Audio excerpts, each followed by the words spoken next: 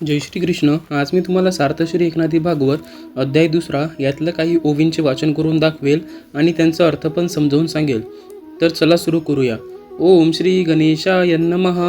अग्निकुंडा माझी स्वयंभ असे, तो घृतावदाने अति प्रकाशे, तेवी सप्रेम प्रश्नवशे, सुख उल्लासे मुक्तांचे. सप्रेम भावार्थे मिनला श्रोता, मुक्तही उल्हासे सांगे कथा. तेथील सुखाची सुख स्वादुता, जाणे जाणता सवर्म. या लागी मुक्त मुमुक्षु विषयी जन, भागवत धर्मे निवती संपूर्ण. तोची वसुदेवे केला प्रश्न, तेने नारद पूर्ण सुखावला. जे कान पूर्व परंपरागत, जीर्ण भागवत धर्म येथ. सांगावया नारद मुनी, उपपादित इतिहासु. अत्राप्युदाहरन्ति ममितिहासं पुरातनम्, आर्षभानां च संवादं विदेहस्य महात्मनः. पूर्वी जनक व आर्षभ ऋषभपुत्र यांचा जो भागवत धर्माविषयी संवाद झाला होता, त्याचा हा असा प्राचीन इतिहास सांगतात. येच अर्थी विदेहाचा प्रश्न, संवाद आर्षभ नवजन. ते भागवत धर्म जीर्ण, इतिहास संपूर्ण सांगेन ऐक. आर्षभ कोण मनसी मुडी, त्यांची सांगेन वंशावळी. जन्मजयांचा सुकुळी, नवान माझी जाहली ब्रह्मनिष्ठा.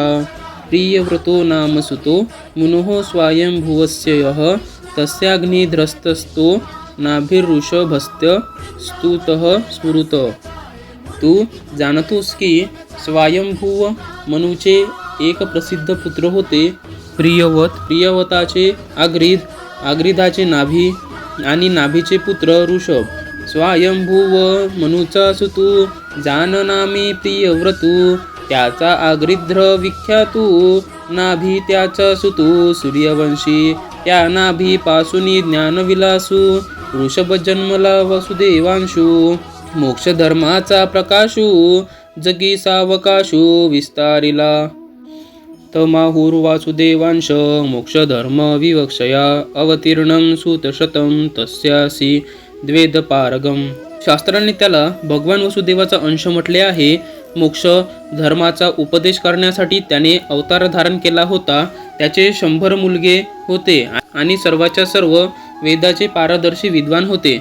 ऋषभ वसुदेवाचा अंशू, ये लोकी मोक्ष धर्म विश्वासू. प्रवर्तावया जगदीशू, हा अंशाशू अवतार.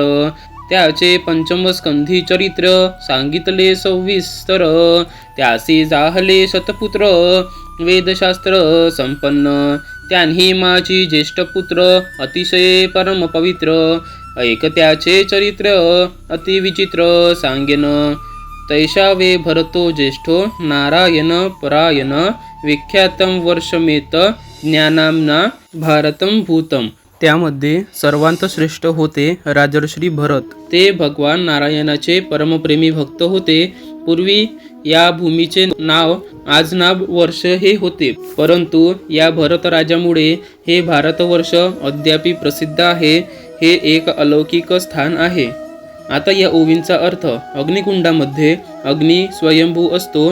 त्यावर तूप ओतले की अधिकच प्रकाश देतो. त्याप्रमाणे प्रेमळ प्रश्नांच्या योगाने मुक्तांचा आनंद अधिकच विकसित पावतो. श्रोता भक्तिभावाने तल्लीन झाला म्हणजे मुक्तही अधिक उल्हासाने कथा सांगू लागतो. त्या सुखाची गोडी एखादा अनुभवीच जाणतो. याकरिता मुक्त, मुमुक्षु आणि विषयी लोकसुद्धा भागवत धर्माने पूर्ण शांती प्राप्त करतात.